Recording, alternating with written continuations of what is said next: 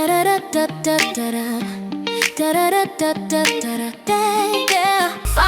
your path with the knowledge of others and become an illuminator for those who struggle.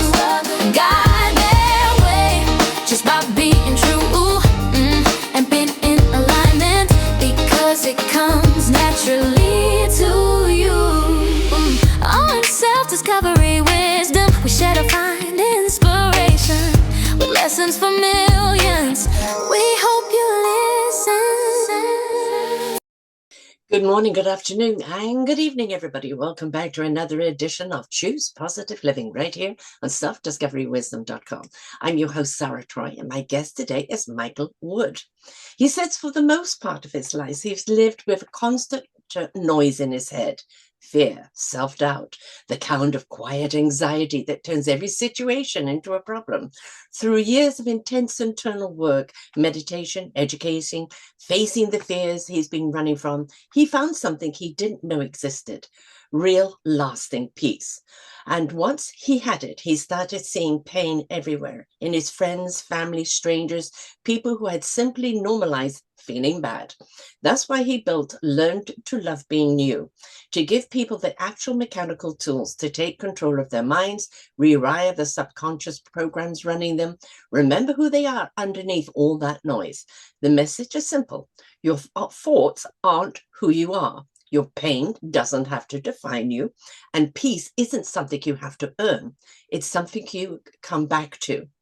He is a conscious awareness professional and creator of Learn to Love Being You, which is a 10-week program to help people break free from anxiety, self-doubt, emotional spirals that keep them stuck.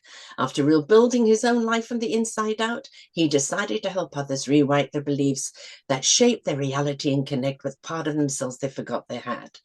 Also, as a COO of Jarrett Companies, Mike has hundreds of high-stakes, emotional charge conversation experiences that shaped his direct, no-nonsense approach to personal transformation. And he blends spiritual insights, grounded psychology, goofy sense of humor to help people open up, relax, and finally breathe. Whether he's teaching breath work, maximum security prison, or building businesses that actually uplift people, or guiding someone for a major breakthrough, Mike's mission is simple: to help people remember who they are, unlock what they're capable of, and actually enjoy being themselves. This is music to my ears, because this is 100% what I'm talking about all the time. We are not our conditioning. We are not That's our right. programming. We are not somebody else's or society's expectation. We are a beautiful divine soul here to have this human experience. And we are so capable of so much if we just understand what our gift is, who we really are, and whom we're here to serve. And that is an inside out living, not an outside in. Right, Michael? That is exactly right. Wow, what a introduction. Thank you for that. And I could not agree with you more. Like, everything on the outside starts from the inside. Mm-hmm. We've just got to be able to face it. As you said, noise, noise, noise. And it's like, stop, where is that noise coming from? Is it somebody's expectation? Is it old program? Is it, ancestral DNA? Is it the teachings from the moment you go to school? Sit still, listen, learn what I tell you to learn. No, don't think outside of the box. All of this stuff is just being piled and piled and piled on us. Yes. And we've got to recognize it as a whole load of balderdash. I couldn't agree with you more. What did Carl Jung say? That if you don't make the the subconscious conscious, you'll live your entire life and you'll call it faith or fate. And it's the reality of it. If we don't start living and turning those old programs off, we're just going to get pulled around by our thoughts and emotions, because it's a program. It's the same program that's breathing for us, beating our heart, that teaches us how to drive, and then we don't have to think about driving again. We're living 95% of our days on autopilot, and when we wake up, everything changes. It's interesting. I was watching America's Got Talent last night, and it's kind of they're taking the people that are on the fence of whether they're taking them to their lives, and they were giving them a second chance. And there was somebody singing that's been 20 years in the industry, and he sings on Dancing with the Stars, and basically he's an excellent singer, but he's lost his connection. Right? He's been singing the expected. He's been singing what industry has thrown at him. But what he's really lost is the heart in it. And that's what people were not feeling, right? Is quite honestly, and I did a show of this a couple of weeks ago. If your heart isn't in it, don't do it. Yeah. Because the heart, the soul, and the spirit is, is your compass. It's your moral compass, conscious compass. It will show you where to go. But we've got to listen to that beating heart, haven't we? Yeah. They did a study on different emotions, and some people argue with me that authenticity is not an emotion, but it is 300 times more powerful than love or hate or any other emotion. And I think that's what that goes to. What you're talking about there is if we're living for somebody else and we're not coming from from our true source, you're not going to be carrying the same amount of emotion. You're not going to be using your full power. There's going to be a block there. And it doesn't matter how good somebody is. Let's take the singers. I love watching these singing competitions because I love songs. I love interviewing musicians. I love music. And the people that come out that sing technically wonderful, yes, that was great. And then somebody comes out that maybe slightly off pitch here or slightly something else there, but oh my God, you feel it. Yes. It penetrated you. And that's really the impact that we want to have in our lives on other people. We want them to feel us, the genuine, original heart, soul, spirit of our very essence. We want you to feel that, because that is truly what being a human being is all about. Yes, that being part is everything. Everything. We know how to be a humanoid. It's the sheeple, and obey and robotically, and no, it's everybody else's fault, or it's got nothing to do with me. That's abstain, any accountability.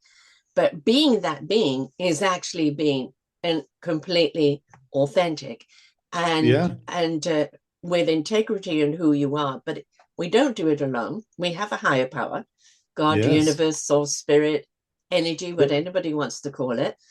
And when we work in tandem with that, then we truly actually understand what our essence is. Mm-hmm. I think most people don't realize that there's two facets to them. One, that beautiful side that you just described, right? It's expansive, it's growing, it wants to get out and meet new people. Yes. But then there's another side of us that is the subconscious program that wants to keep us safe, right? Its number one job is to keep us safe. And I think we fight it a lot of times, and we shouldn't be fighting it. If we understand how it works, the math of it, the logical aspects of how the subconscious minds work, we could start to make it work for us instead of against us, because the number one job of the subconscious mind is to keep us safe.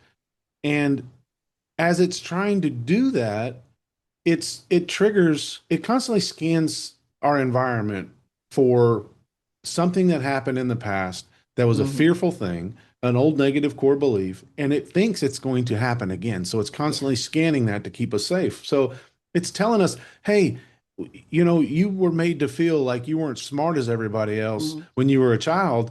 And so now it's scanning your room constantly. You're scanning your environment constantly, looking for a threat that it will make that thing happen again.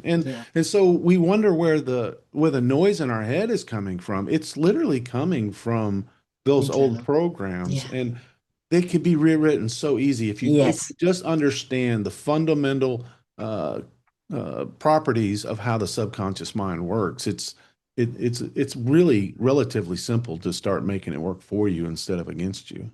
And first of all, it's realizing it's there. Yeah. I mean, I used to sabotage myself before anybody else would. Absolutely. And it's like, what am I doing? You know, Yeah. this is ridiculous. And but I was unaware I was doing it. I was in Yeah. defense mode all the time, right? Yeah. And it's like, that is no way to live, because you are not truly living. You are constantly on edge. Hmm. And I think, it's the one of the things we need to look at is the acceptance that we all come in different colors and personalities and everything Yes. else, and to look at ourselves as, as Forrest Gump laughs, a box of chocolates. We're all a different chocolate in this box. And Yeah. that's what makes the box so great. Options, choices, right? Yeah. We're not meant to be all one chocolate. And I think it's this, if we can get over that and stop comparing and competing with others, right? And start cohesively looking into ourselves and say, but who am I? Yeah. Not my conditioning. What really am I about? And I think one of the most important things for us to do is understand our human traits. How are we learning? How are we interacting? How are we perceiving? Because that actually takes care of an awful lot of stuff when we know in which way our personality is receiving it. Are we Yeah. receiving it from the defense? Are we receiving it from something else? And then once we actually know how the human absorbs knowledge or interacts, then our divine presence can kind of come in and work with that. But I think we need to know Absolutely. how we operate first. And that brings up a great point because I got this chapter in my book and in my program, and it's basically I talk about the fear bucket and the love bucket.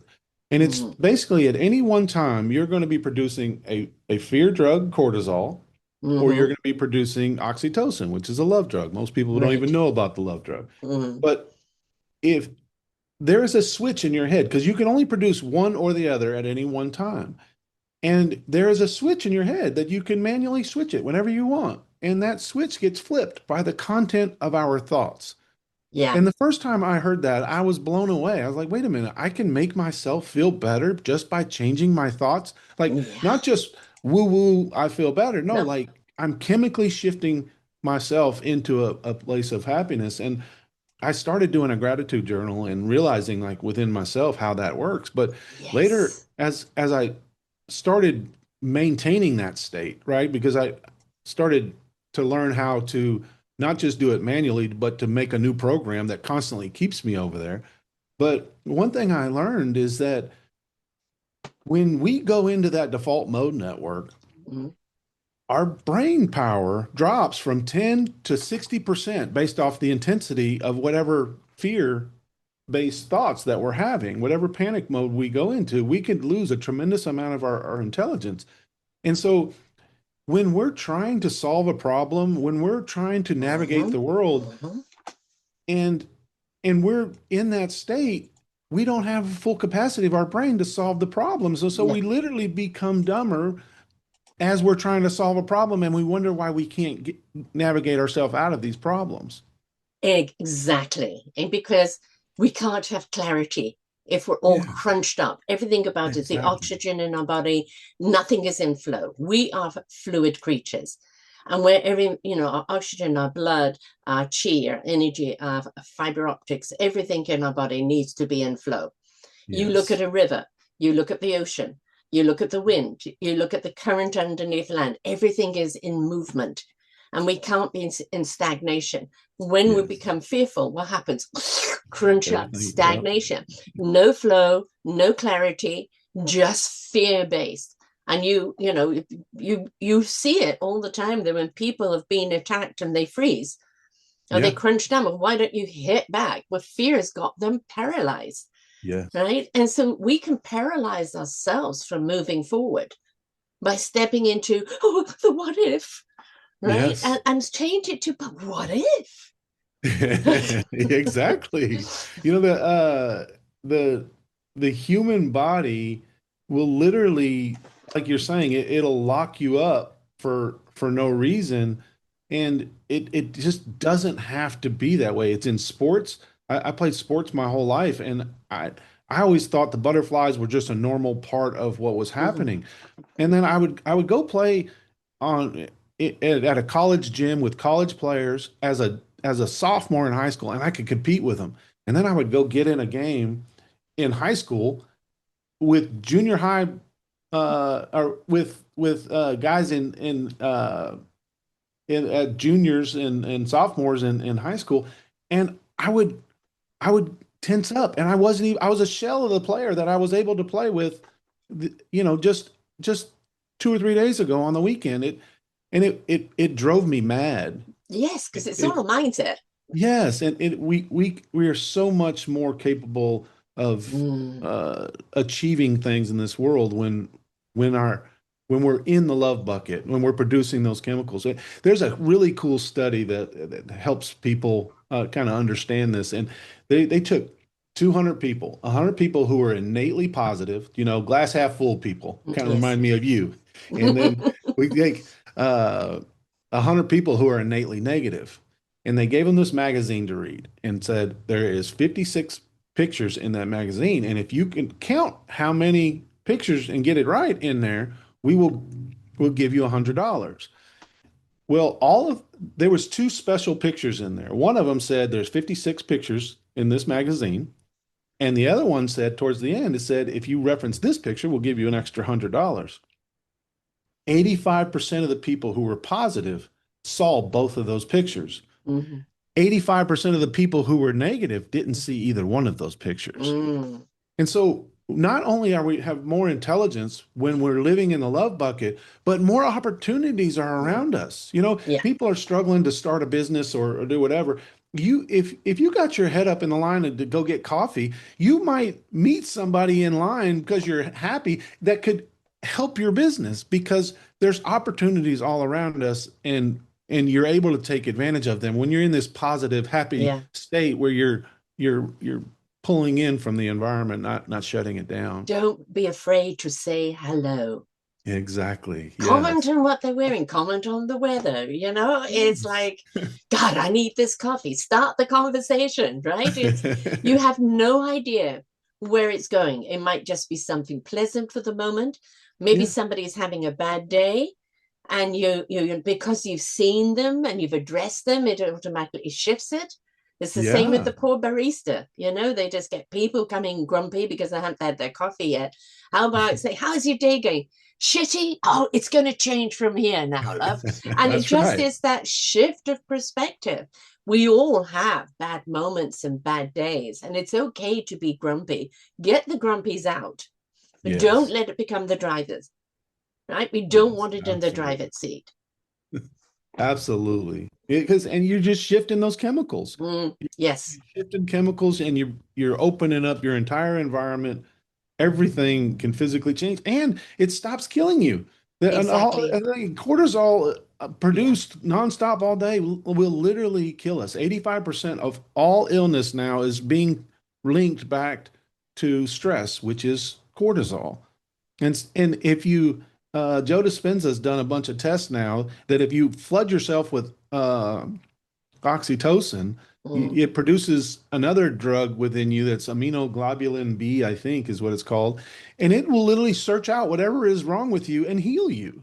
Like we literally have the power with our thoughts to increase our brain power or reduce it, make ourselves healthy or make ourselves sick, open up ourselves to endless possibilities or contract and have none. Like it's just based on the content of our thoughts, but that's a very challenging thing to do, right? It's not as easy as just saying it. Like logically now people understand it and they know it, but this program is running, a million miles an hour.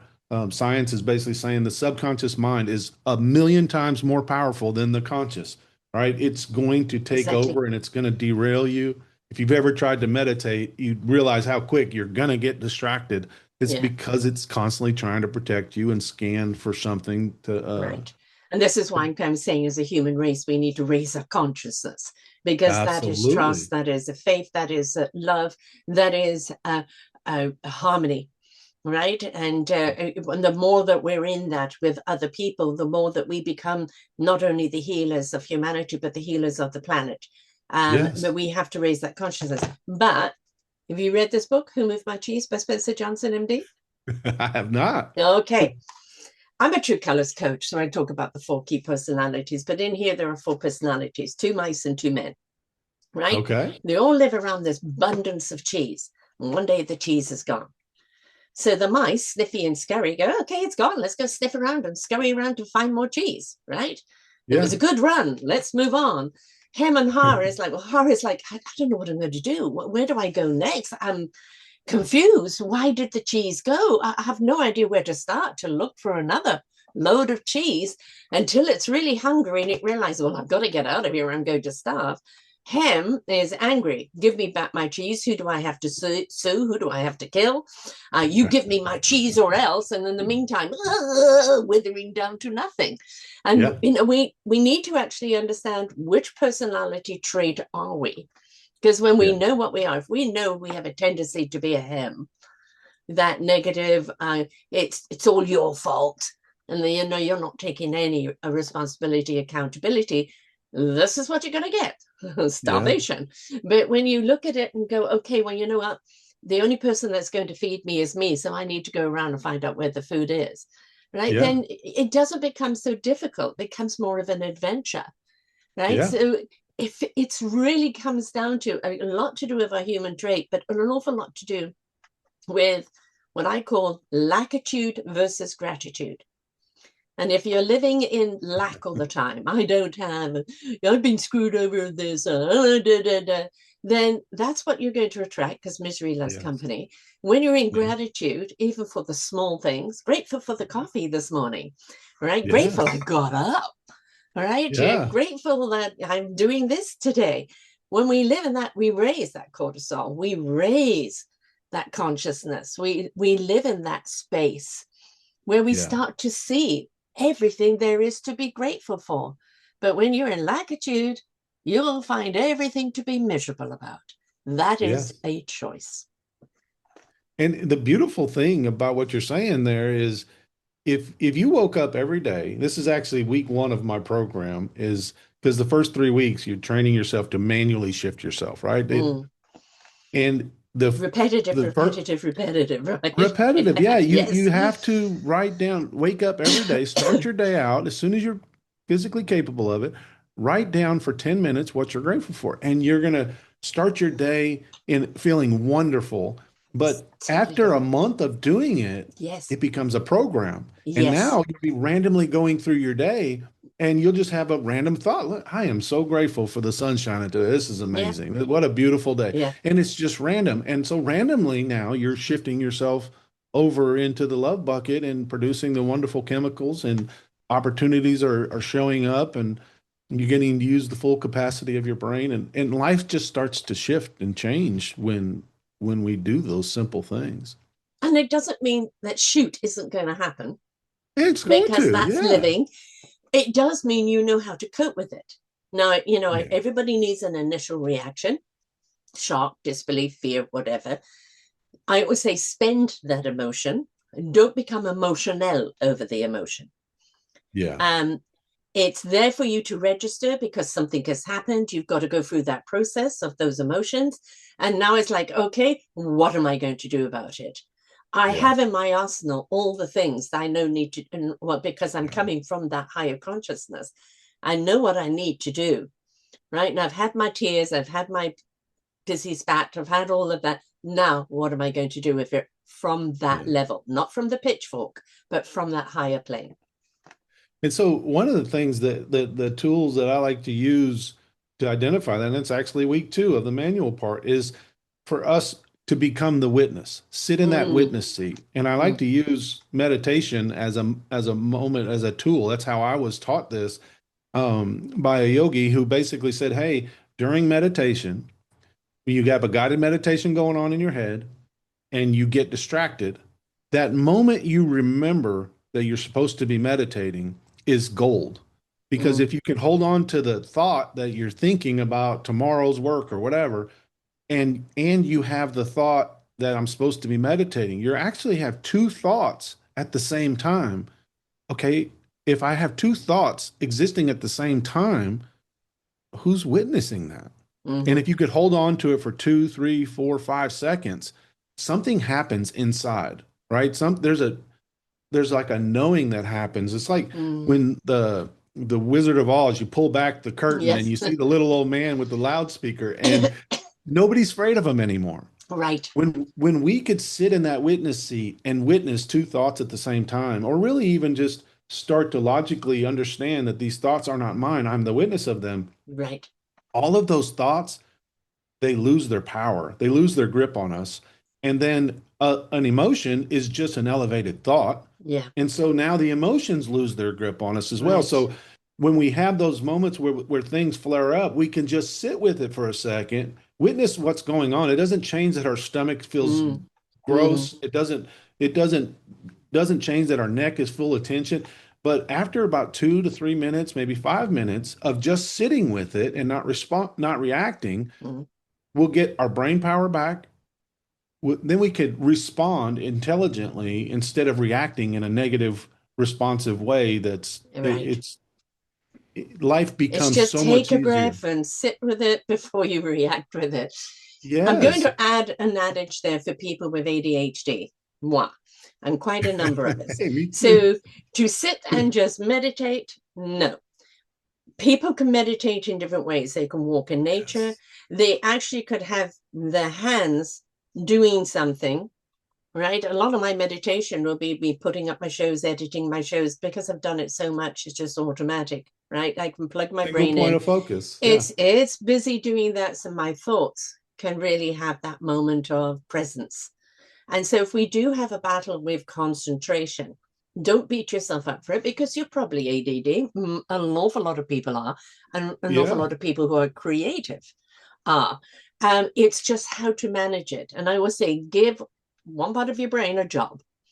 And you Yeah. could be weaving baskets, you could be painting, you could be going for a walk with the dog, let the trees talk to you.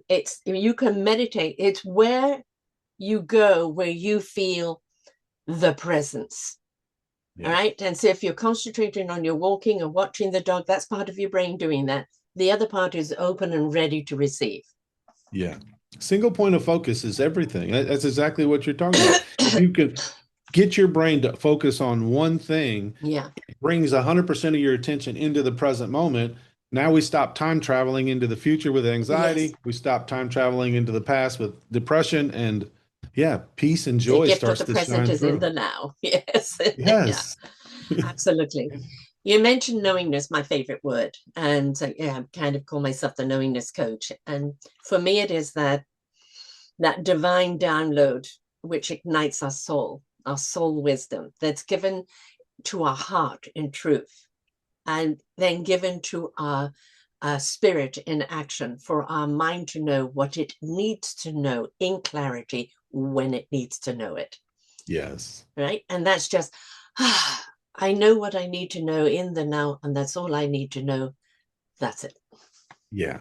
Because the more that we do learn, the more that we do know, we realize that we don't know anything. Yes. But that's what it's about. It's about learning, constantly being Yes. exploratory, being wondrous, being enthusiastic. Right. Yes. I'd like to use the phrase every time anything's happening at work, at home, how is this happening for me? Right? Like what Yes. can I learn? There's a lesson for me to learn right here. There's a way for me to grow and get better from this situation. And when I started having that mind frame, my entire life started to Yes. shift because now I'm easily finding solutions to get better every day. And that's a beautiful thing. In the last couple of weeks, I've had a couple of guests on that had kind of been mind-blowing. One was a young girl who's been deaf all her life, but nobody knew it because she lip read. Oh, Right. wow. And so when they found out that she had a degenerative, hearing loss, she finally got hearing aids, and like for the first time could truly hear. And like, do you know that the wind makes sound? And they're doing a documentary on her right now, Ella. And but what they're doing, she's banking sounds, as many as she can, because she will go completely deaf. That's not stopping her. I'm going to go to medical school. I'm going to do this. I'm going to do Aw. that.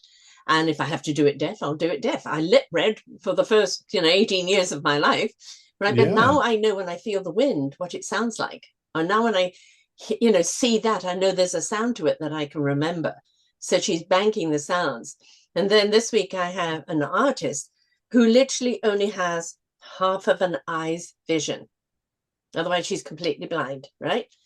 And Wow. she's learned through martial arts using the hip that when she uses the hip, she has to do this kind of scanning to read words or to see where to paint as she goes, because she's only got half an eye's vision. But she's an artist, she's an author. She teaches martial arts to blind people because she Wow. understands. And it's like, well, I couldn't do this or then I went out and found out what else I could do. And it's just like, keep moving forward. She doesn't realize how great she is. Right? But for Yeah. her, it's just like, keep moving forward. You know, what can I do next? I need to survive. I got to earn. What else can I do next? Oh gosh, then now that vision is gone. Now I need to da da da. And it's just beautiful art, always big, huge art. Yeah. And she can't even see it in its entirety. So she's Yeah. painting it in sections. We are only limited by our thoughts and our Yes. outside conditioning of, no, you can't do that. The inner voice is saying, you never know until you try. Yes. Absolutely. And I could not agree with you more. Every the you could ask anybody, you yourself, if you're sitting there listening to all this and you say, all right, what is my inner state right now? It is going to be reflected on your outside. You're going to Yes. see the same thing on the outside. If you truly were paying attention to what's happening, and if you make the choice to consciously change what's happening on the inside, the outside will then reflect that too.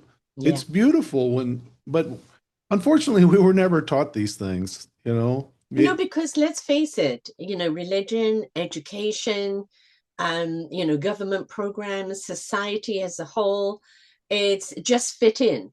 Don't rock Yeah. the boat. Do not stand out. Who do you think you are? And then, you know, somebody will stand out and they put them up on a pedestal, and the moment they twitch, they pull them back down again, because there's a nastiness in us as a human being to want to tear someone apart. If we can Yeah. recognize that side of us and catch it and go, is this pack mentality now attacking someone because the Yeah. fear of being different? All right. Or are you going to stand up for that person? Because they've had such a wonderful influence on you, you know, from the pack. We've Yeah. really got to stop and question ourselves. Don't beat yourself up. We don't want that. But we do want No. you to be aware, because when you're aware, you care, and you care, you do something different. Yes. I agree. I agree. You know, the part that the whole reason I created my program was because of the ability to go back and rewrite old negative core beliefs. Yeah. And to me, that was such a powerful thing. I couldn't read till I was 25, past a second grade reading level. I got a rare form of dyslexia that went undiagnosed. Yes. And when 21. I was 5 years old, I created a negative core belief that I Yeah. was stupid, that I was Exactly. dumb. Mhm. So I learned how to read when I was 25 years old, at least much better. Lots of folks can, my reading comprehension is not the best, but the negative thoughts that I was dumb continued on until I was 45 years old, and I addressed that old negative core belief. Yes. And I just want folks to understand that, like, if you have negative thoughts, to me, there's four major ones that they all filter down into: ugly, stupid, unlovable, and unworthy. And so Absolutely. the noise that's coming from your head, don't believe it. You're not Mm. broken. There's nothing wrong with you. You're just running on an old negative core belief Yeah. that was created most likely in childhood Yeah. when you got into an elevated emotional state. And the cool thing about the subconscious mind, which is a curse, but it can also be a blessing if you understand it. But the subconscious mind doesn't have any concept of time. Everything No. that has ever happened to us happened in Yes. the present moment, and it's still the present moment. So it's Hmm. still happening right now. It's why it's scanning for that same thing to happen again Yeah. right now, because it's now. It's always now. The other thing that is really a powerful gift when you understand it is that the subconscious mind doesn't he can't tell the difference between a real or an imagined event. Right. So Right. if you combine those two things, Hmm. I can go back to when I was 5 years old and I got into that elevated emotional state as a 5 year old, and I could reimagine that entire situation with compassion, love, and Hmm. forgiveness. I forgive my teacher. I forgive the students who were giggling. The little 5 year old Right. kindergartners didn't know any different. And I forgive myself for not understanding that I was Right. learning in a different pace than everybody else. And now my subconscious mind doesn't have to hold on to that because its job is to protect me. But now Yes. that memory is not worthy of protecting me anymore. It's a Right. loving, compassionate memory that just got shifted out of the fear bucket in the love bucket. And Mm. now the noise in my head that's coming, it just got removed at the root. All right. And there's hundreds of those in us. So it's not just a one time deal and all that No. noise is gone. But That one's gone. Next one pops up. exactly. Yeah. But over time, Yes. that noise steadily gets calmer and quieter, and life just gets easier when that noise in our head is not constantly kicking us into that fear bucket, producing all those chemicals. So I want everybody to understand that we don't have to live with all those negative voices in our head that are coming in on a reel. It seems like. No, it's just old playback. A Yes. point, folks. He may have been late to be able to read and write, but he has a book coming out called One Brave Breath, the owner's Yeah. manual for being human. So, my brother is the professional author and literary major professor, right? And so for Wow. me, with dyslexia, right, couldn't write. I couldn't even, I can't still to this day read my own writing. It's a scroll.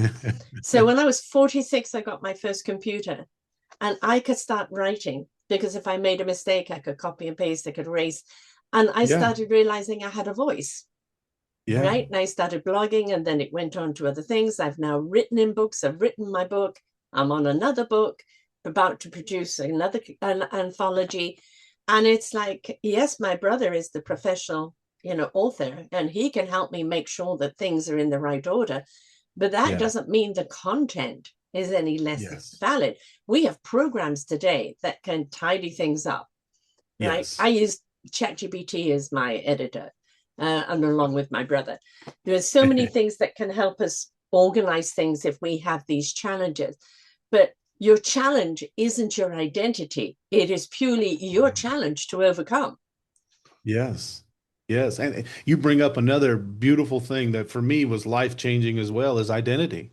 Yes. Anything that we say after the I am statement, I am a COO, I am a mom, I am a grandmother, I am a sports fan, I'm a Lakers fan, whatever it is, anything that you attach to your ego as an identity, the subconscious mind, we all know that its number one job is to protect us, is Yeah. now going to protect those things Yeah. as if it was your life. Yes. Right. And so when we start to remove some of those identities, oh man, that's so liberating. Like you It's ever, reverberage, isn't it? It's that, it I is. am a divine essence who does podcasting, who writes, who does that. Yes. It is what I do, but it's not who I'm being.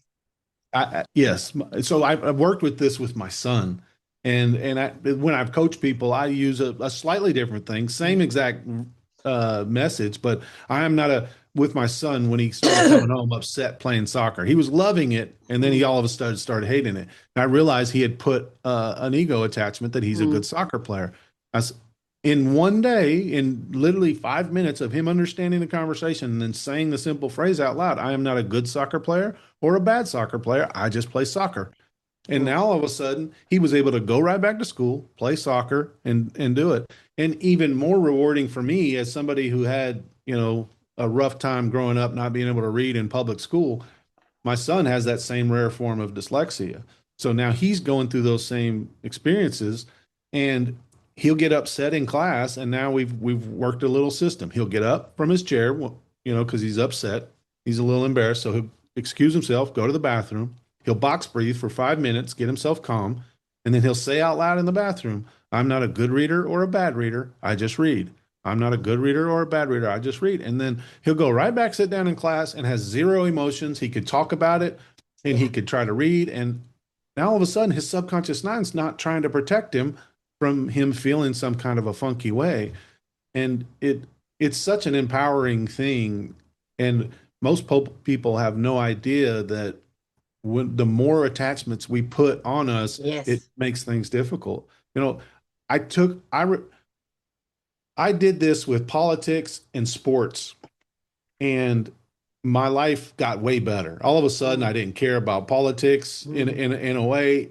I would still vote, but I would worry about it 1 week before an election. I wouldn't Mm. worry about it the other Yeah. 51 weeks. And then I created this big program and I got these people going through it. And the very first person went through it. She took everything off week one. She took off daughter, being a good friend, like everything that was major. And I realized as she was going through, I was like, holy moly, I suck at this compared to her. Like this girl just dunked on me, right? She just showed me up big time. And so I revisited all of that and I took off being a husband, being a father, being a COO of a company. And I mean, I'm a better husband because of it. When my wife calls me and she's frustrated about something, I don't feel a physical attack. I'm Right. able to calmly sit there and go, all right, And baby, help me conquer it. understand what's going Yes. on so Mm. I can make you feel better. I'm not trying to defend myself, which is how I used to react in some form of fashion at Hmm. some level in the past. And so I was just blown away. It was like the universe gave me a message. Oh, you just removed this. Let me show you. Within an hour of me doing it, I got a call and I was tested. And it was the most amazing thing for me because if people get worried, like if I remove I'm being a good dad, what is am I still a real dad? What does that even mean that I am? Yeah. All you're doing, you're still a dad, you're still a husband, you're still your job title, but now you're not having the physical defense, the involuntary reaction that comes with the defense of your ego.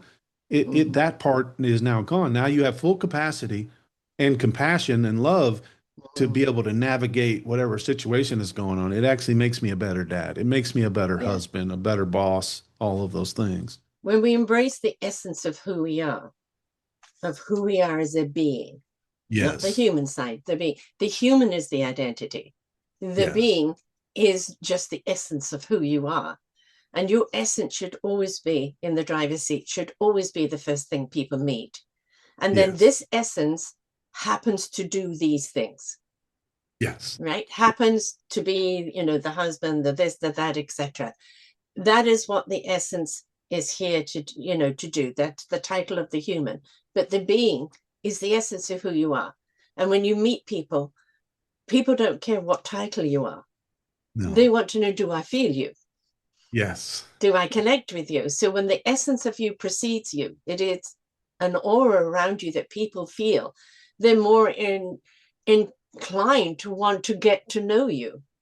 Who is this person? Then you can speak to what you do or anything else. That is what you do. That's the gift that you were given to share with the world.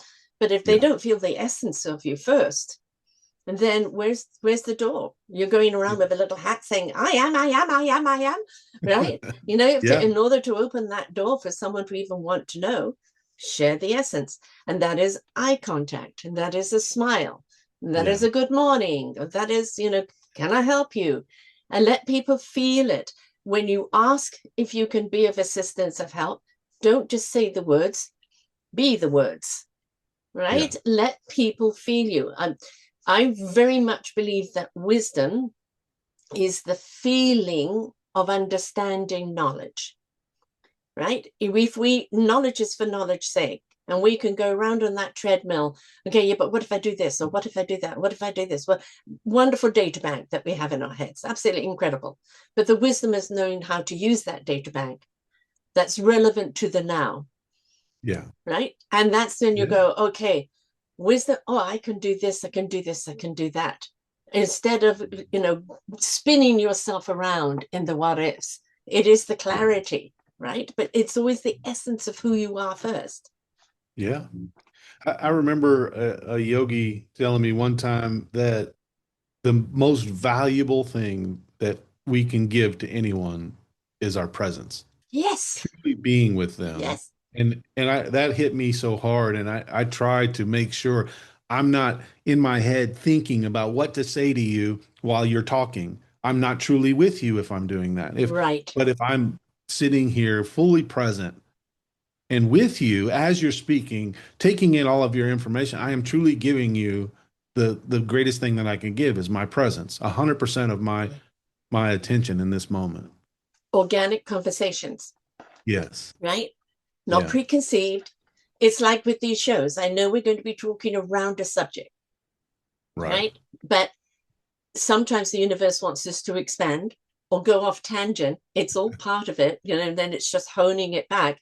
But it's not question answer. Tell me what you do now. It's not robotic, right? And if people can't feel us, if they can't feel the passion behind what we do, the conviction, Yeah. the desire to help people on their journey of life, if they can't Yeah. feel that, then they're not going to hear us.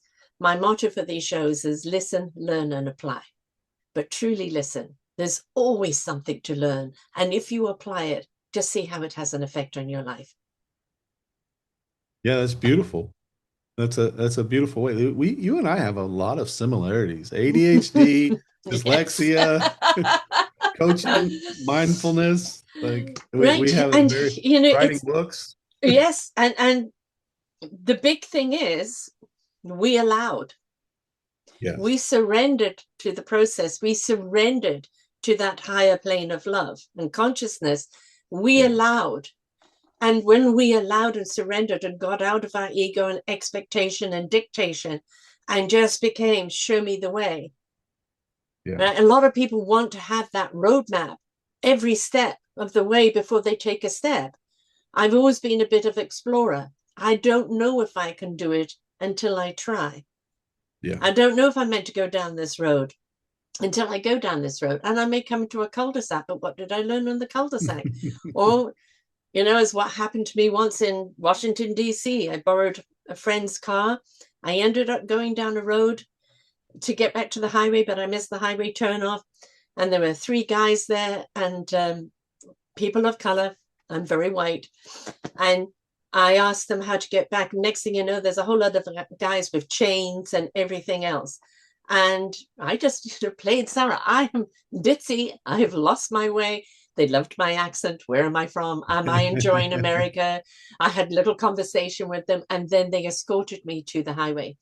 When I got back to my friend's place, she had a friend there who was actually a cop, a detective. He said, "You were where? You did what? You did what with whom? And you came out alive?" He said, "We don't even go down there," because apparently it was an area that was absolutely filled with crime.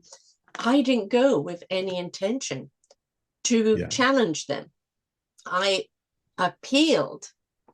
Now, this, it doesn't always work, right? But my aura appealed to their best senses of, Yeah. would you I help can me? feel it. And I think that's got me out of considerable amount of trouble in my Yeah. life of just coming up with people with a sense of love, right? Yeah.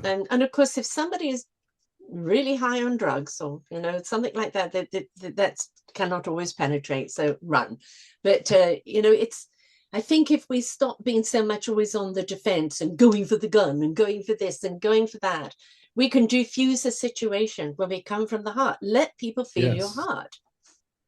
I truly believe that if you're within 12 feet of somebody, you could physically feel their energy. There's a Yeah. transfer of energy. And if you come from a state of fear, they're going to feel that. And if you Absolutely. come from a place of unconditional love, Yes. no expectation, just love, hey, I am happy to be talking to you right now, Yeah. they are going to feel it. Ultimately, in everybody that is fearful or considered a danger, there is an inner child that's lost that just wants to be loved. Yes. So appeal to the inner child, Yes. right? Appeal to the inner child and share that love. Let that come up. I grew up in a neighborhood like you described. And there was people of color, but to me, it wasn't about people of color. It was about poor people. That's what it Exactly. was about. It was Exactly. everybody was poor, so we Right. didn't. The folks that lived there didn't look at everybody as black or white or brown. Right. We looked at each other as we're all poor trying to figure this all out. So yes, some people sold drugs and some people got into gangs and some people did some things that probably weren't the healthiest for them, but they were all looking for a connection. They were trying to, Yeah. like that mice looking for that cheese. They were trying to figure Yes. out the best way available to them to keep moving forward. But Um, you do that with a consciousness of love, you will find the exit to that poverty. You yes, will find the enrichment and the abundance of your heart, soul, and spirit and your meaningful purpose. You've got absolutely. to be willing not to look at it, everything as evil, but the invitation of love. I Yeah. am looking for love. Show me the path, blind, deaf, and dumb, in order to see, hear, and feel. I am looking. I want to be the love that seeks the love, to create the love. And I think then we start seeing different doors opening. But if you gain it back in that lackitude, I'm poor, it's the rich person's fault and this and that. Yeah, there are an awful lot of very greedy, greedy, greedy, greedy rich people over there. They have no conscience. They Yeah. are not in their heart, soul, and spirit. They're just humanoids, petrified and insecure. And the more Yeah. and more they have, they think it's going to make them feel more enriched. They And have it does no idea not. what enrichment is, right? Yeah. Yeah. There are billionaires who have set out their life's goal to become a billionaire, Yeah. sold their company on the stock market, made $1 billion, and within 2 months were suicidal Yes. because they thought that was going to bring them the Yes. peace that we're speaking about. Mm-hmm. And it doesn't touch it. It Doesn't. doesn't touch it. No. How about giving those billions away and seeding possibilities and opportunities and creativities for other people? Oh my gosh, that'll Oh get my it done. God. Give Putting it a those try, resources billionaires. together and helping people. Oh my gosh, yes. Every religion on the planet, including Buddhism, which I wouldn't call a religion, points to one truth that if you want to find peace in this world, you have to live a life in service of others. That is the ground You've got floor. to That's where be you the love. start. You've got to be the peace. You don't Yes. find it, you become it. Yes. And that's when you see things peaceful around you. That's when you see things lovingly around you. It's not something you purchase from Amazon or a download app. It is something you become. And when you Yes. become it, people feel it and you know it. It's that knowingness again. You're operating from this state of being. And it Yeah. is so exuberating and encompassing and driving in a way that's not chasing hysteria, but it's like building. I used to be the hare and the tortoise. I'm a visionary. I'd see things. I want to build it. Let's do it. Let's go. And then I realized I'm not a builder. I'm not a constructor. I'm a visionary of what it's going to be, who's going to be in there, but I'm not the person to build it. I slowed down, A, through age, B, through some health issues, but also because I woke up. And I'm now the hare, the rabbit, or tortoise rather. And I'm taking my time to know my surroundings, taking my time to know the people, taking my time to smell the roses, to actually understand the core of everything, the root of everything, the essence of everything, and just how utterly rich and abundant we are as a human race. And I am Yeah. so much more enriched and abundant because of it, because I'm not chasing something anymore. Yeah. You're Doesn't mean living I in the don't have the present moment. visions, it's just that I am more patient and nurturing that vision to come to Yeah. fruition instead of chasing it. Yeah, you're absorbing this moment, this present moment. And man, when people learn simple techniques to just pull themselves into the present moment manually, it lights you up like a Christmas tree. And it may only last for 2 to 5 minutes, but in that moment, I found peace in the present moment by stopping and smelling the roses, by focusing on my breath for 2 minutes, by stopping and just listening to all the sounds, close my eyes and just listen to all the sounds that I could hear right now, as many as I could identify. Just do that for 2 minutes. And all of a sudden, 100% of your attention in the present moment. And that wonderful feeling that you're describing that is foreign to most people Yeah. it starts to shine through. And it's as simple as bringing your attention into the present moment Yeah. and just accepting whatever it is that is happening right now, because it's all beautiful. It's all wonderful when we're not time traveling and fretting everything. Yes. Past and future and forgetting the present. I had a monk on, Michel Pascal. He's gone on to make movies and just gone on to do amazing things. But he would take people into Times Square to be the calm amongst the chaos. Now, anybody can meditate, unless you're ADD, in calmness. But how do you center yourself amongst the hurricane? Yeah. And not become part of the hurricane. And one of the problems we're seeing with society around the world right now, especially in America, is people are getting swept up by the hurricane. Yeah. One way or the other. How do you remove yourself from the hurricane? And that is in the grounding and the rooting of your presence. And the hurricane will pass you by. And it's essential that you do, because more and more people caught up in that hysteria, it's out of control. But when you take control through your choice, that I am going to be present in this, grounded in this moment, and the hurricane will pass me by, you become so much more clear of what you need to do, why you need to do it, and whom you need to do it for. And you don't get caught up in the hysteria. And let's face it, there are people pulling strings to keep people absolutely hysterical and in that hurricane, because it's a form of control. If we don't want to give up our control, then the choice is to be centered at the very core of your being and come from there, not from the outside fear. Yeah.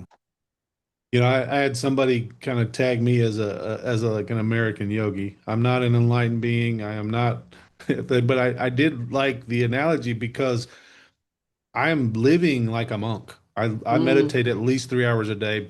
If you add up all the breath work and the conscious awareness that I bring into my moments, it's probably 4 or 5 hours a day of just using all the tools that a monk would use in a temple, but use them throughout our days. I sit in morning meetings all day long, and I focus on my breath through 80%, 90% of the meeting. If I'm not speaking, I'm focusing on my breath. Yeah. I meditate. I got a Tesla, and I meditate on the way to work. I keep my eyes open so I don't let the car drive me into into something crazy. But there are so many ways. Yeah. And it takes practice, but there are so many ways to constantly bring your attention into the present moment. There's walking meditations like you talked about.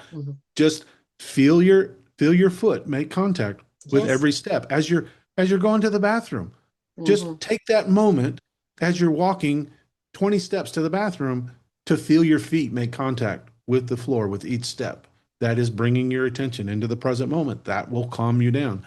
There are literally thousands of ways to bring your attention into the present moment once you start paying attention to them. And once you do, man, life just it's an amazing gift. If I'm being 100% honest, 7 years ago, I didn't know that I wanted to live anymore, because the noise in my head was so loud and so toxic that if this is all there was, all I wanted to do was meet my obligations to my wife and kids and be done.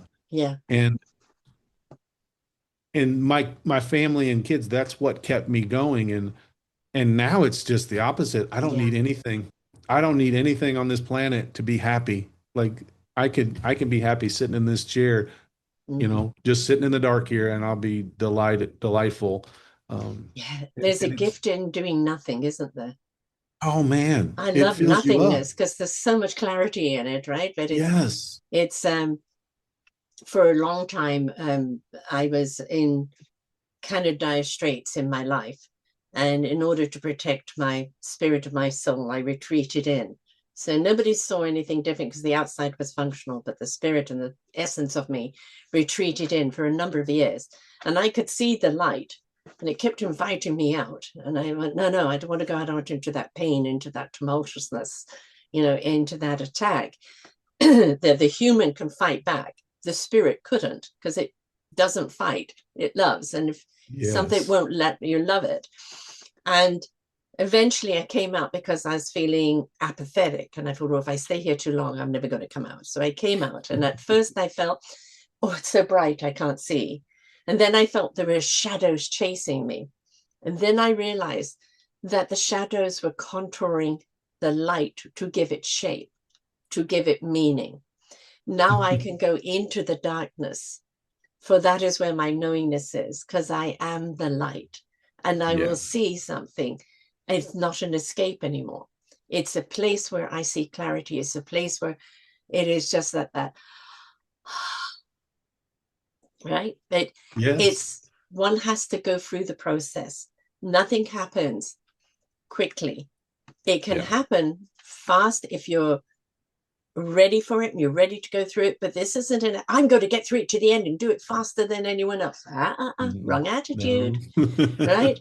Because being present in every single moment means being present in every single moment. And I still get things that pop up. Oh, hello. Where did you come from? What's triggered that trigger? And, learn to address not from a place of fear or it's back. No, just like, well, that's interesting. What's caused that? Yeah. And then able to let it go. I live with a physical condition that can be very painful, right? You talked about the, nerve endings constantly screaming. Well, the problems with this disease is the nerve endings are constantly in defense. And they are constantly screaming throughout the body, kind of saying, you're under attack, you're under attack. But when you talked about like walking to the bathroom, I can walk and if I've been sitting where my legs are boom, boom, boom, boom. But then it's like, I've still got legs. Right. And I may not be able to do this, but I can do that. And the pain sometimes reminds you you're alive. I'd rather have this than the feeling of nothing, Your perspective is turning it into a gift, and then you're able to stay in that wonderful state of abundance, and life continues to bring you that. It's beautiful. I am not the disease, right? I have it. We've learned to partner. I have to listen to it when it says you've overexerted yourself. If I don't, I get the wackaroo.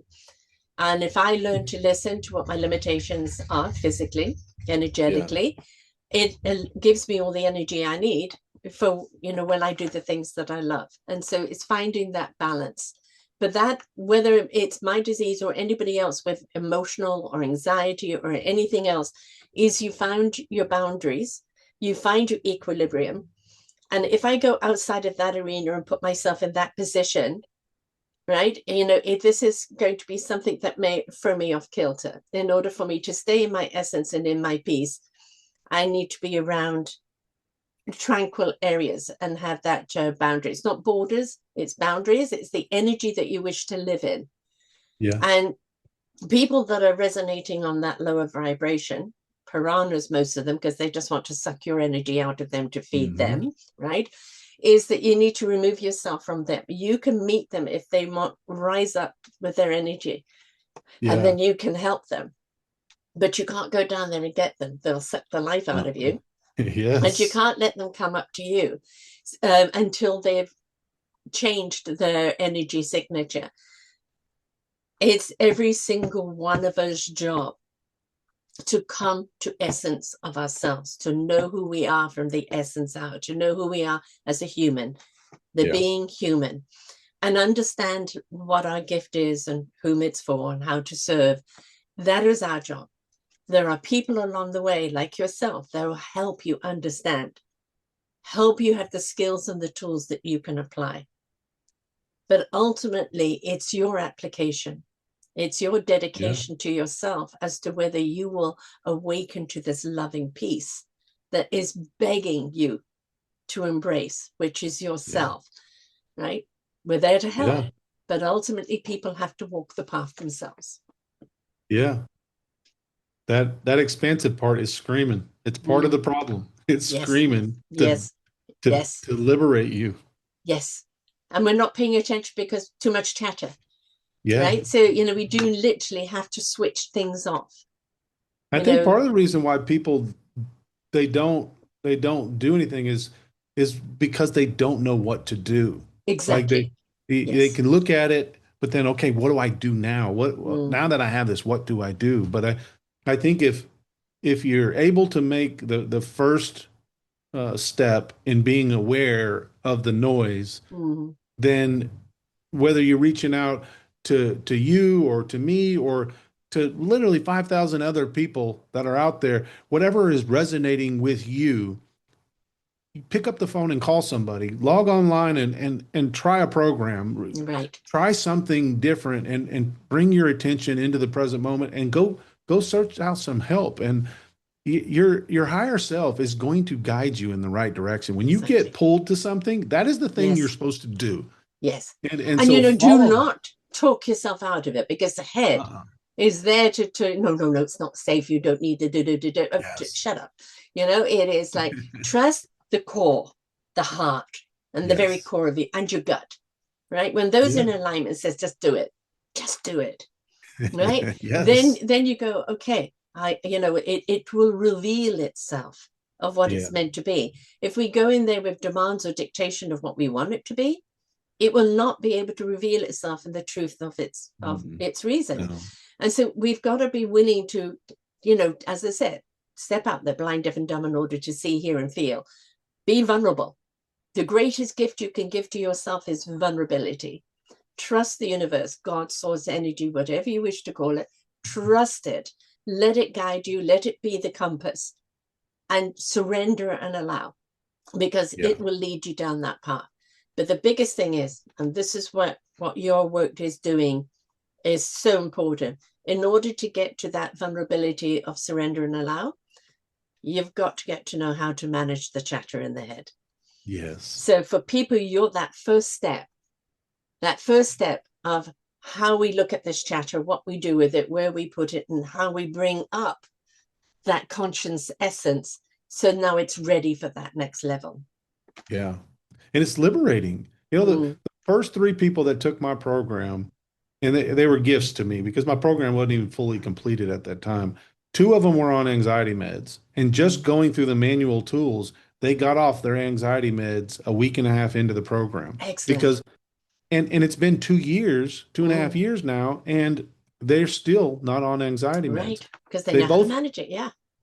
they both get through the program, and and one of them that got through there, she just kind of amazed me. But she found her dream job, found a husband. She's engaged to be married. She's always had a little bit of a weight problem. She didn't try. Mm. She just all of a sudden she didn't want to eat more Oreos. She would eat Yes. one Oreo Yeah. instead of 12. Right. And things just started changing in her Yeah. life, and she lost over 30 pounds. Mm-hmm. Like everything started to just happen naturally and changed when she changed what was going on her Yeah. life. And for me, I knew what happened with me, Yeah. but when I started watching it Mm. in somebody Mm. else, oh Mm-hmm. my gosh, it's just like I just want to That's the shout from the nectar, isn't rooftops. Oh my gosh, it? it's Yeah. I don't want to call it a drug, but it almost feels like it sometimes because I can't wait to help somebody else. I can't wait for the Exactly. opportunity for somebody else to find that freedom, whether Yeah. it's through me or through anybody. But like we don't have to live in a state of fear. If there's We don't fear have to live going as a on, prisoner. We've been yes, living as prisoners for so long. yeah, It's everybody else pulling our string, everybody else telling us who and what we should be. And when we stand up to that, I will decide. The universe will yes, decide. My essence will decide who I am and what I'm here for. That self discovery of the wisdom that lies within us. When we're willing to take that journey and shut down all that outside chatter. But as you yes, said earlier, the biggest thing is how. And your program is how. How to yes, change that mindset that it starts feeding the soul and heart set. yes. It, you know, I I kind of have a yearning to help people, but you can't Mm-hmm. help anybody that doesn't want help. So Exactly. I started searching for people that can help. And so I've gone into prisons, right? So I go Mm, into yes. Riverbend Maximum Security Prison and here in Nashville, and I go talk to these guys. I come under the Christian cloak and I get to go door to door and talk to these guys. And these guys only get to come out of their cell for 1 hour a day. These guys have done some terrible Right. things. They are finding freedom using these tools. If prisoners can find freedom and find Mm. peace and joy Yes. using these tools in there, I'll only be able to go like once a month or whatever. But then I go back a month later and these guys are so happy, like, oh my gosh, Mike, I can't wait to explain to you. This is what's happening to me. These amazing things are happening. And and then I'll give them another bucket to go chase and whatever. And then, it's this process of because they've got nothing else to do, right? And they're Yes. using these tools to find freedom in prison when there's billionaires sitting on a yacht that are in hell, right? And Yes. so Absolutely. 100%. What we you've are done is capable. that, they look at the bars as imprisoning them, and they didn't realize they had imprisoned themselves.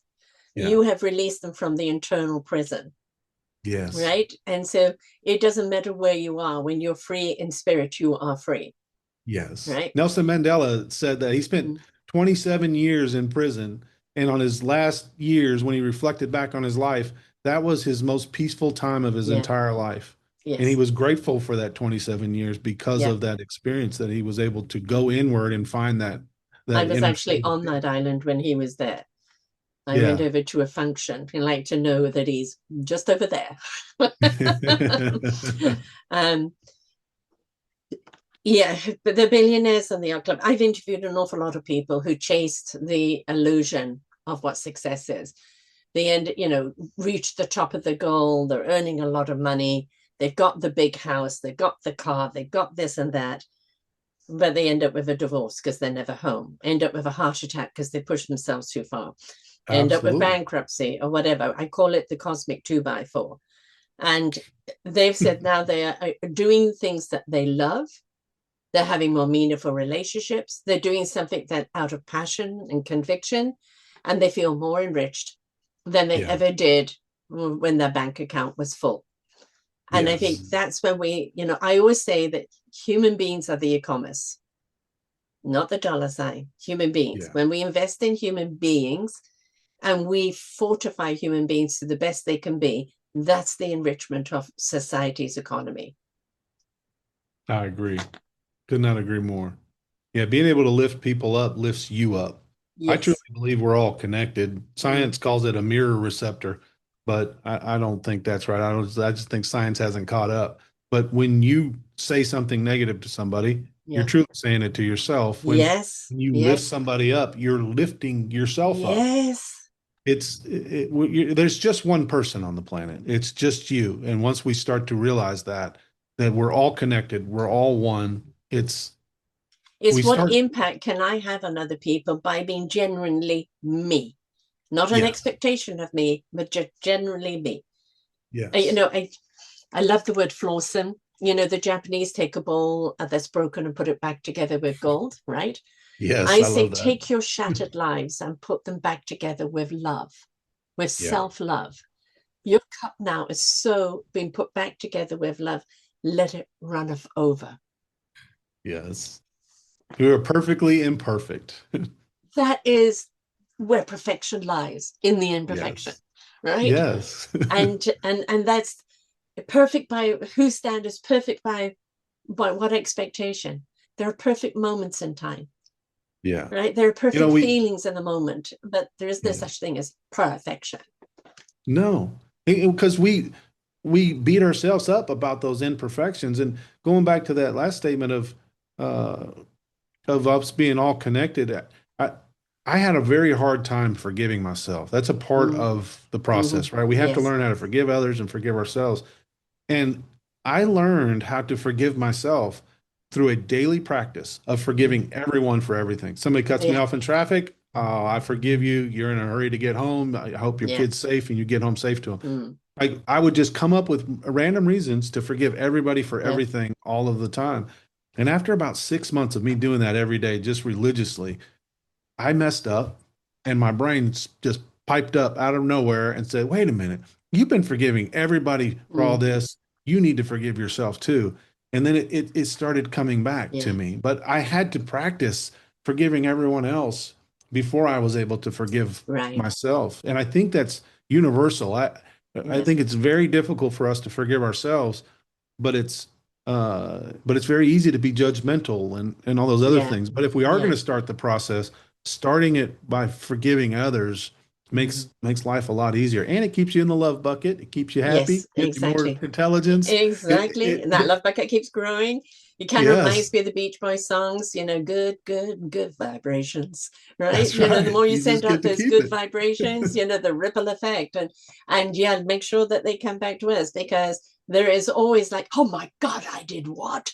But you did based on what you knew at the time, or a reaction before you caught yourself, right? Yeah, There are going to be those moments. Just have a little chat with yourself. Come on, why did you do that? Why didn't you go into breath first? And yeah, it's like, okay, I forgive you. Don't let it happen again. I forgive you. yeah. And off you go. And I think it's so important that we lighten up. We've Yes. become so persecuting and oh God, the judgmental and everything else. And I may not condone a person's action. I may understand where it's coming from, right? And understand that it's coming from that child screaming for attention, the child that's been abused or ignored, the person that's been through a lot. But we all still have to be accountable for our actions. And Yes. you do not have the permission to dump your pain on someone else, No. But right? it brings up a really good point because, like, so in the forgiveness week of my program, we use two different phrases, and they're extremely true. Like, people in pain, they cause pain, Yes, right? They're coming from hurt people. a Yeah. yes, hurt people.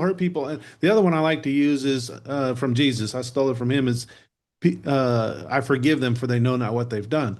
Exactly. Most people don't. They don't No, know what they're doing. They're in pain and they're responding from that pain, those subconscious core beliefs that it's a program, and they're responding from a place of pain. And that pain is going to reflect out and cause more pain. And when we can understand that process as a whole, it makes it very easy to forgive other people.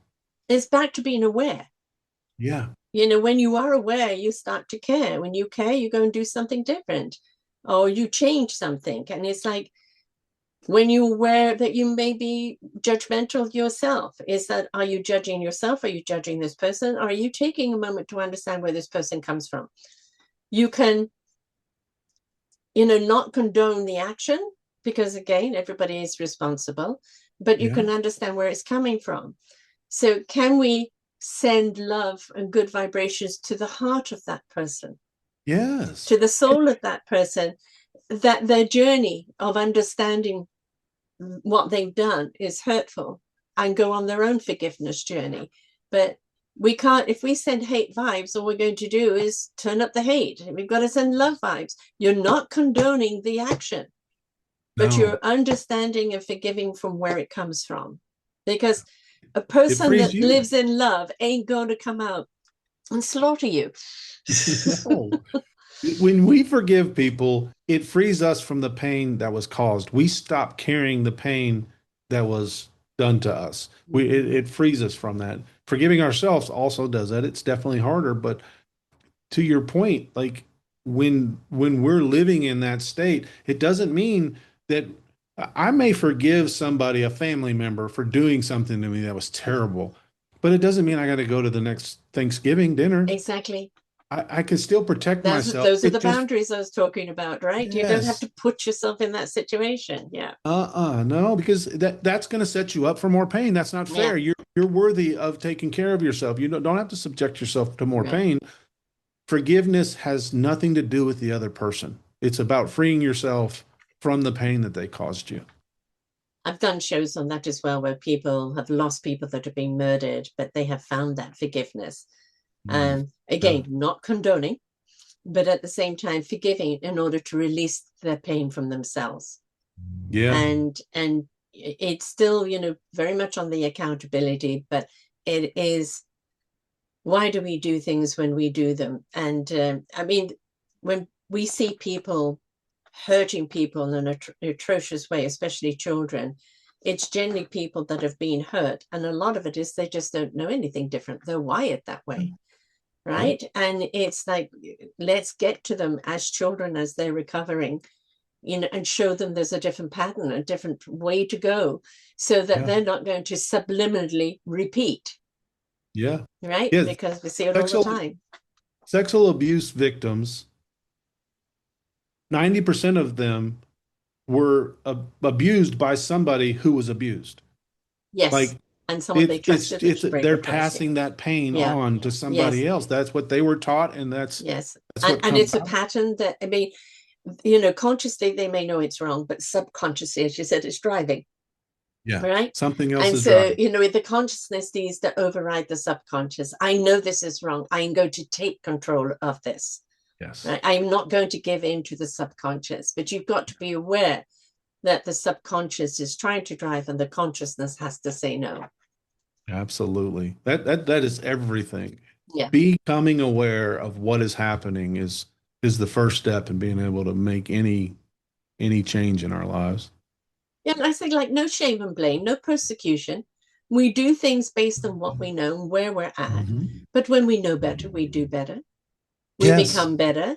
When we truly understand that wonderful, beautiful, divine essence of who we are as a being, and we embrace that, we let that get into the driver's seat, then we are in that knowingness, then we're in that peace, we're in that love. That is what's driving us forward.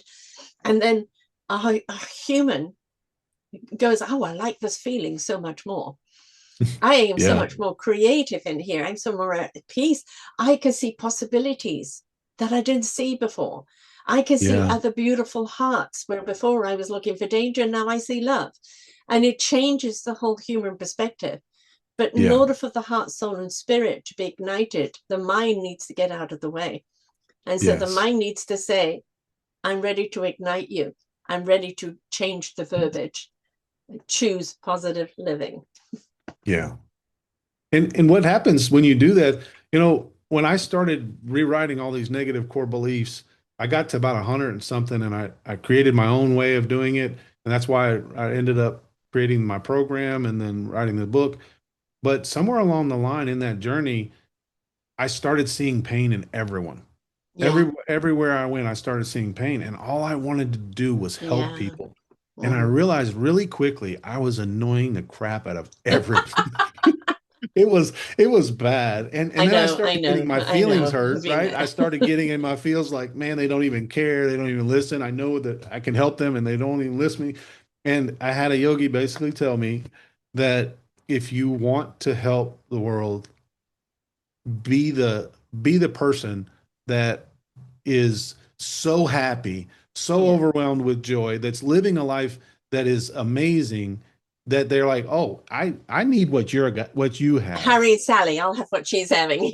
Exactly. And then and it took me some time to get my ego out of it. It was a great moment in my life, or not a moment. It took about a year to get to the other side of it. But it was an amazing part to put the ego down, continue to work on myself, and then watch that come into fruition, right? People come to me and reach out, and it was such an empowering thing to not impose my will on somebody else because I'm smarter. That's ego, and it's not coming from the place that we've been speaking about. Exactly. And the thing is, as I've said before, when people relate to you because they feel you, they're going to open up to you. Yeah. Anybody can say the right words. I mean, it's going back to perfect song sung technically, but I didn't feel it. When somebody makes you feel something, that is inspiration, and inspiration begets invitation. Right? That's right. And so all you can do is plant seeds. All you can be is that inspiration that begets that invitation by just being you. And it's like, why are you so happy? Why are you so confident? Why are you so this or that? What are you doing? Now you can speak to what it is you're doing and who you've become and the journey. And that could be a seed that will grow within them, or that could be, I am ready for it now. Everybody is going to be ready at their own time. All we have to do is be there when they're ready. Yeah. We just get to sit back and wait for a question. Right. That opens the door. Yes. Now, of course, the book isn't out yet. It's coming out in September. One Brave Breath. Yep. Pre-sale in September. We actually pushed the date a little bit to October 1st. Oh, okay.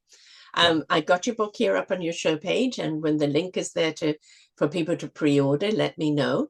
And here again, you couldn't kind of read or write, and here you are with a book. Anything's possible, folks. It's all a question of, like again with me, when I first wrote my book, or when I started blogging, I thought, my mind was so jumbled, who's going to see this? But what I've done with my shows, with my books, is I allowed, sometimes I know what topic I want to do my own show, and might do a bit of research or might write something down. Sometimes I've just got a title in hand and press record and see what happens.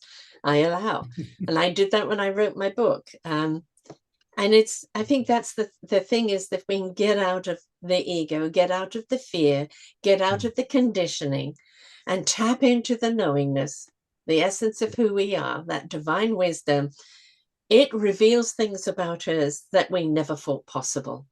And that is just truly awesome. Yes.